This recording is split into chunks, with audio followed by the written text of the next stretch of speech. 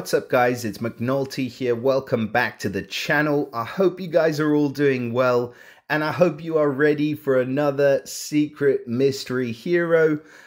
Because we have another one, Abigail has dropped into the portal this morning. So on Sunday of all days, we have a secret hero release. This is not the first time and I'm sure it won't be the last. But we have a new secret hero. So of course we need to do our investigating. She is of the investigator family, even though it says question mark. We know what that magnifying glass is all about by now. And somebody has to have pulled her and has to have maxed her out. I just know it. So what we're going to do, let's have a little look. Let's go out of here. We'll go into the raids. Let's have a look at the leaderboard and choose top alliances. I went for 7 Days Departed last time, so we're going to go 7 Days Departed, and I'm sure somebody in this team has to have her. So let's start off. Okay, we'll start at the top place. So let's look at Moochie, SG, Ruined, ENP. I can't argue with that. No, not Moochie. Second down will be Predator. Boom, there she is. I mean, how easy was that? Second one down. So Predator actually has some pretty insane videos, some war videos on YouTube, and also some pull videos, which just will make you completely sick. If you have not seen them before, I definitely recommend that you check out Predator's channel. There's some massive pull sessions on there, just to make your eyes water. But anyway, we're here to have a look at Abigail, so that is exactly what we are going to do. First of all, I think she looks absolutely insane. She kind of reminds me of, I mean, I'm probably going to be way off here, but Stranger Things, Billy, Bobby, whatever her name is, like that kind of a character, just really unassuming. Yeah, but you know what? I do like the art. I think that she looks pretty cool. So let's have a look at this hero. We'll break her down. So she is of the Paladin class, so she gets a chance to give extra 25% defense for 2 turns if she receives any damage at the end of the turn, so makes her quite survivable.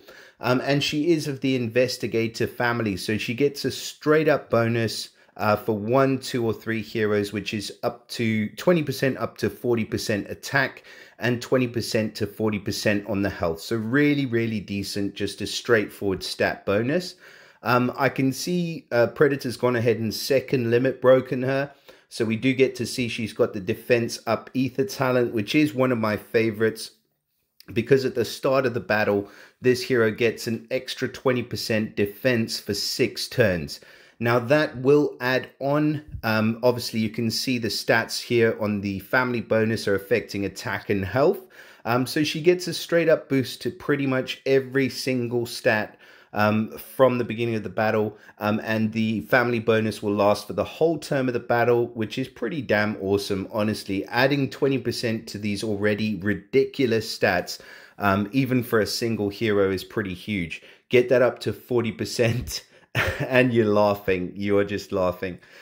So in terms of stats, I mean, obviously we're looking at the max power here. So 1,422 on the attack, 1463 on defense, and a humongous, eye-watering 2,347 on the health, which is just ridiculous.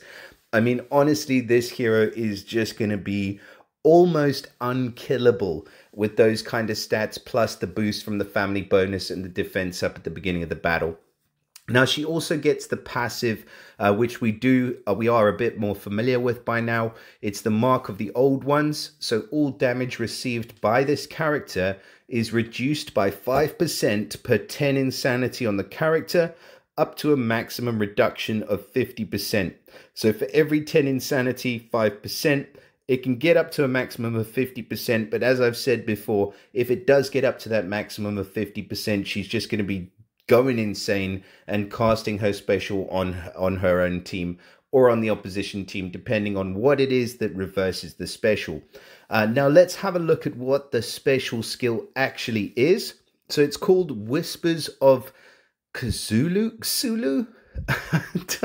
That is so close to Cthulhu. It's absolutely Copyright infringement is pending on this one.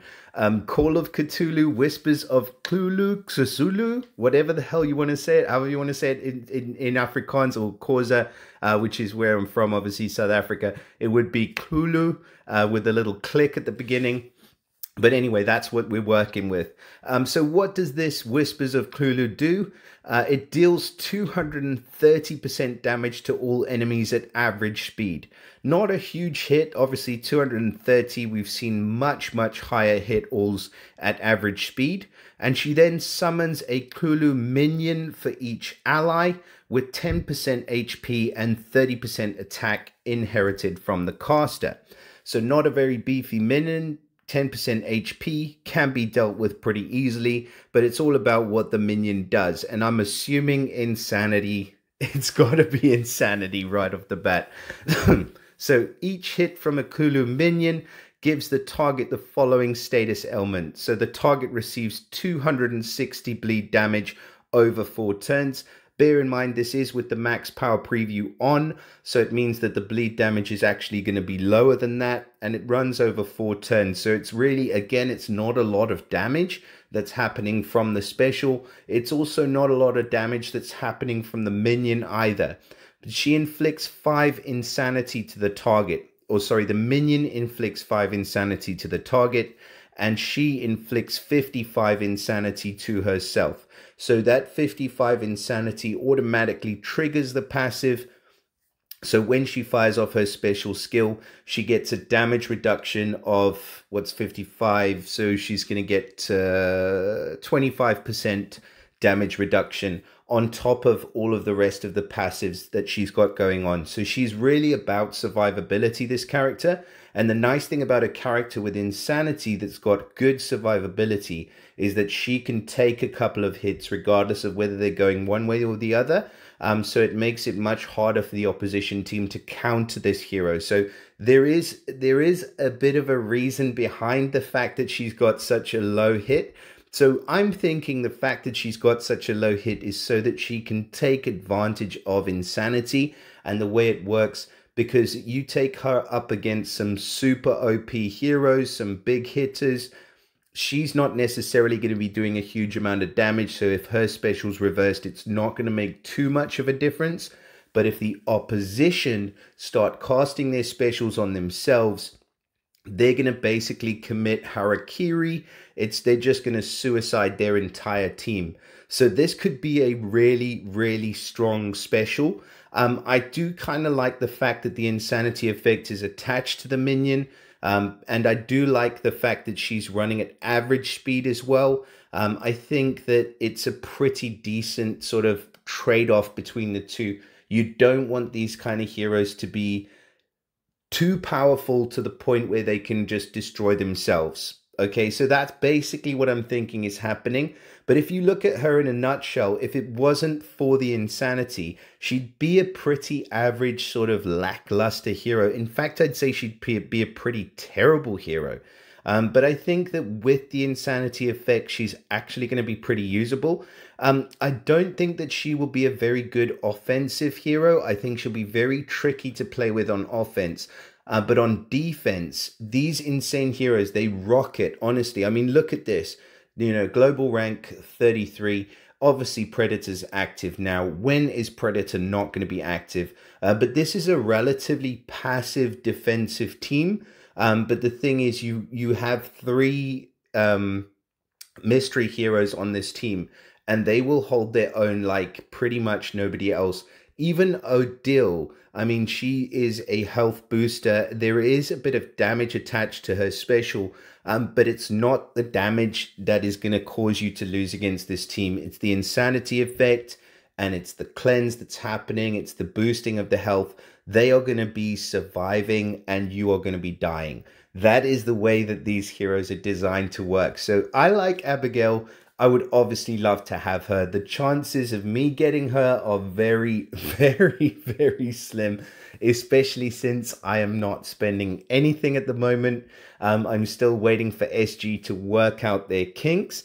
But if you do manage to get your hands on this hero, I would say go ahead, level her, max her, don't be afraid of that small amount of damage and the sort of paper thin minions. Because it's all about the insanity effect with this hero, and she is still going to be a good hero, I can guarantee it. I don't think she's quite as powerful as some of the other heroes that we've seen from this family. Obviously, this is a good example. Dolores has pretty much just cornered the market on what insanity is supposed to be like, and she is perfect. Like I've said before, I've done a review on Dolores. I think she has basically, they've found out how to control insanity with her, which is why I'm a little bit like confused, and I think a lot of people will probably be by the release of Abigail, but at the same time I do think that she can be pretty cool, and on defense at least. So we'll go ahead, we'll give her an A+ for now. If any of you do manage to grab this hero, I mean, I know it's an extremely small percentage of you that will actually get this hero, but usually we at least have 1 or 2 subscribers who do actually pull these heroes, funnily enough. So please do let me know in the comments what you think about Abigail. Let me know how she performs if you do manage to get your hands on her. I'd be really interested to know that. Also, just to mention before we finish off the video, I did do another video on my new obsession.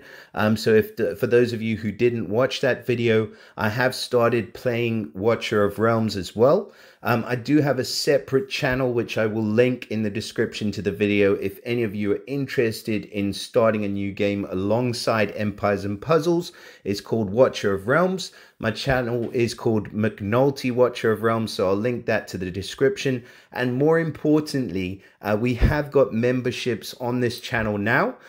So if you are interested in becoming a member of McNulty's coffee shop or beer garden, you can see what the perks are to that. It's a very small monthly subscription if you're interested, and it will sort of help you access some additional perks, shout outs, you know, priority responses to comments and chat with me, and things like that. So anyways, with that being said, I wish you guys everything of the best of luck in your summons. If you are going to be pulling for Abigail, please do drop us a like and subscribe to the channel.